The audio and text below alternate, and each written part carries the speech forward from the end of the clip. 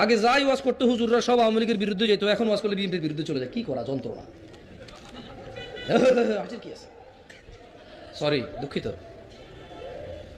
আগে হুজুররা ওয়াজ করলে আওয়ামী লীগের বিরুদ্ধে চলে যেত, এখন ওয়াজ করলে এনসিপির বিরুদ্ধে চলে যায়, ডক্টর ইউনূসের বিরুদ্ধে চলে যায়, কারো কারো ওয়াজ জামাত ইসলামের বিরুদ্ধে যায়, কারো ওয়াজ হেফাজত ইসলাম অথবা চরমায় যে পীর সাহেব ওনার তো একটা দল আছে ওটার বিরুদ্ধে চলে যায়। আমি একটা জিনিস খেয়াল করলাম, ওয়াজ আর খুতবা শুধু রাজনীতি যারা করে তাদের বিরুদ্ধে বেশি যায়। ঘটনা কি?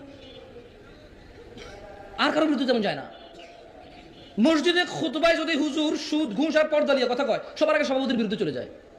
ওই কয়া থেকে আমার গোছা টার্গেট কইরা, আর কি আশ্চর্য।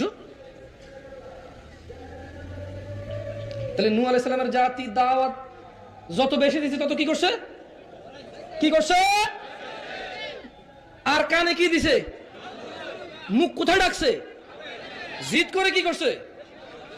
অহংকার করছে। আমাদের ভিতরে